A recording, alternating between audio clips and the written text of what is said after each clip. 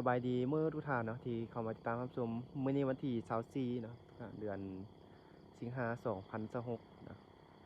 กับบรรยากาศตอนเช้ามื้อนี้ออกมาถ่ายให้ทุกท่านเอาเบิ่งเหตุการณ์ก่อสร้างเนาะหรือว่าการลงทุนของคนจีนเนาะที่เข้ามาลงทุนสร้างอาคารตึกสูงอยู่ขอบเขตเมืองวังเวียงเนาะทุกท่านเนี่ยเป็นโครงการขนาดใหญ่ของคนจีนที่เข้ามาลงทุนก่อสร้างอยู่จุดนี้เนาะทุกท่านแถวเขตทางด่วนเนาะนี่ก็เคยมาอัปเดตให้ทุกท่านเอาเบิ่งหลายคลิปอยู่ทุกท่านเนาะในเมื่อก่อนนี่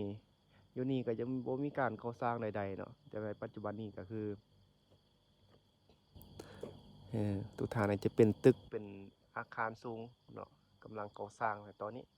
ที่เราเห็นอยู่ในทางหน้าเรานี่ทุกท่านก็ถือว่าสร้างไวให้ได้ทุกท่านเนาะสังเกตเบิ่งตอนนี้ก็ขึ้นเป็นแบบเป็นเสาเป็นอีหยังเนาะแต่เทสันทีถือว่าทันที่4เนาะเขาที่สันที่4แล้วเนาะทุกท่านนี่เป็นแบบตึกกว้างแล้วก็ใหญ่ขนาดใดทุกท่านเนาะแบบต่อกันเขตทางด่วนแถวนี้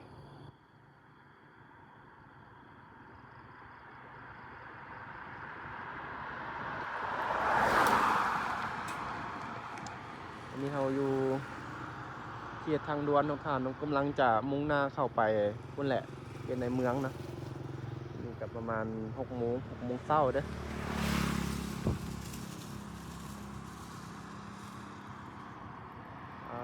อาหารอลังการนะสร้างใหญ่ขนาดเลย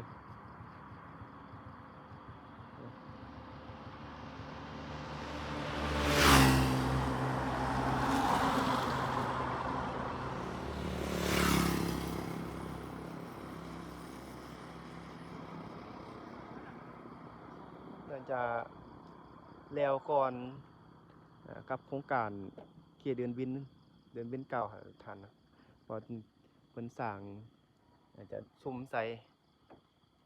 มีตึกเดียวเนาะอาจจะแล้วก่อนโครงการตัวนั้น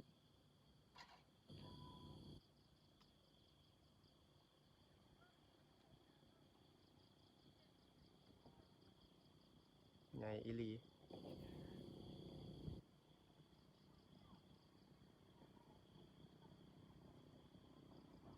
เนาะไปขี่รถไปพุ่นละท่านเข้าไปในเมืองพุ่นละท่านเนาะตามเบิ่งนำกันเด้อเนาะ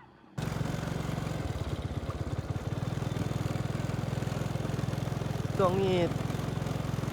ตื่นมาแต่เช้าเนาะตื่นตอนเช้านี่อากาศว่าอยากหนาวเลยเด้ทุกท่านเนาะว่าเมื่อฝนก็น่าจะเข้าฤดูหนาวแล้วเนาะตื่นมาตอนเช้ากินเป็นหมอกเนาะเห็นหมอกเห็นบรรยากาศตอนเช้านี่อากาศหนาว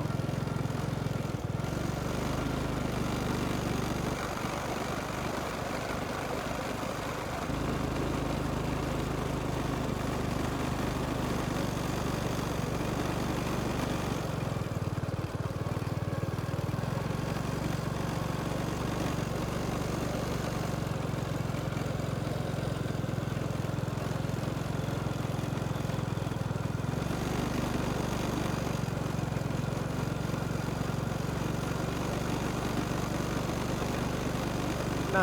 อีกอนาคตเนาะปี2000ต้นปี2027นี้ก็จะมีหลายโครงการหลายสถานที่ก็จะเปิดให้บริการแล้วเนาะโดยเฉพาะเป็นสถานที่ท่องเที่ยวพวกแก้วเนาะก็จะเปิดให้บริการและคาเฟ่อื่นๆแล้วก็ร้านอาหารที่ว่าก็จะเปิดคือกันเนาะต้นเดือนหน้าต้นปีหน้าเนาะ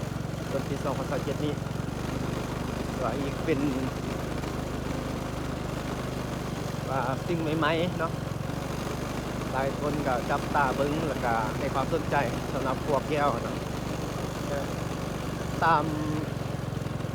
ที่เบิ้งเพิ่นแจ้งออกมาเนาะแจ้งการออกมาคือจะเปิดเดือน10เนาะเดือนตุลา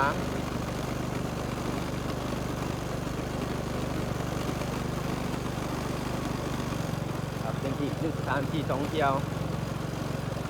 ที่ต้องได้สัมผัสเพิ่นแหละทุกท่านเนาะบ่เคยเห็นจักเทื่อเป็นครั้งแรกก็เป็นโตเกียวก็เป็นกว่าแห่งทำอิฐเนาะของเมืองวังเวียงเฮาอยากเห็นอยู่ต่างประเทศนะแต่ว่าเฮาก็จะได้เห็นอยู่เมืองวังเวียงเฮาเนาะทุกท่านถ่ายเบิ่งบรรยากาศตอนเช้านะขี่รถตามนี้ขึ้นไปเนาะ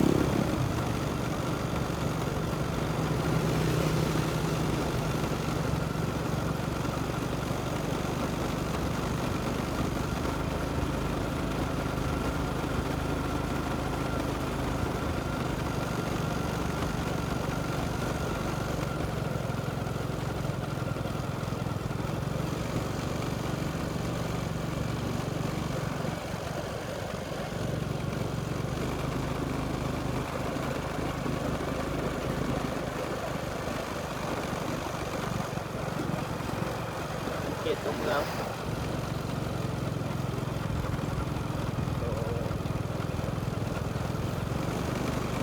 มาตอนเช้านี่รถก็บ่หลายเนาะ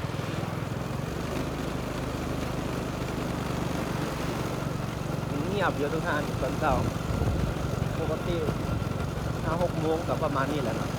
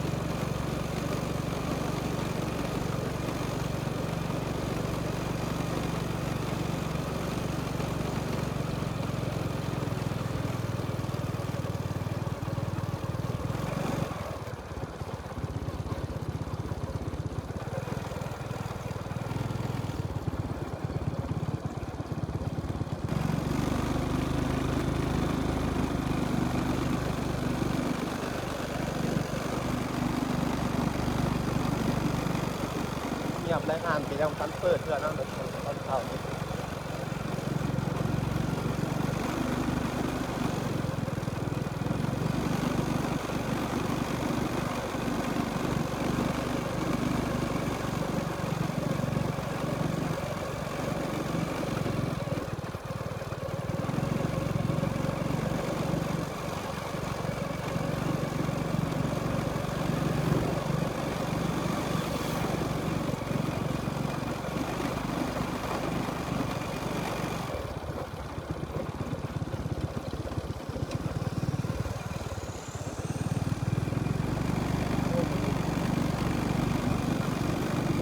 ตักบาตรเนาะมี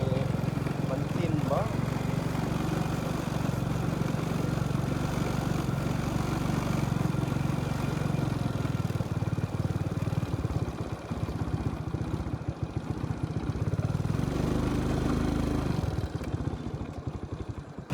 เอาทุกท่านนี่คือบรรยากาศตอนเช้าเนาะ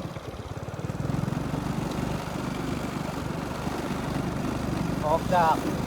ทางในเมือง ก็จะเป็นทางเตือนเลยเด้อเป็นเส้นทางเลยที่สามเนื้อเป็นเส้นทาง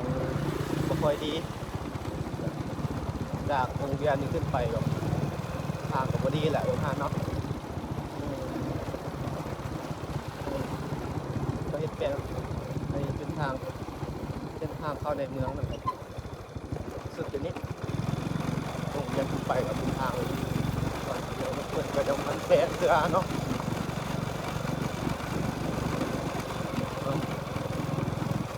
ทางเราวิดีโอนี้ก็ขออนุญาตจบที่ประมาณนี้เด้อนะพบกันใหม่ในวิดีโอหน้าเนาะครับก็สบายดี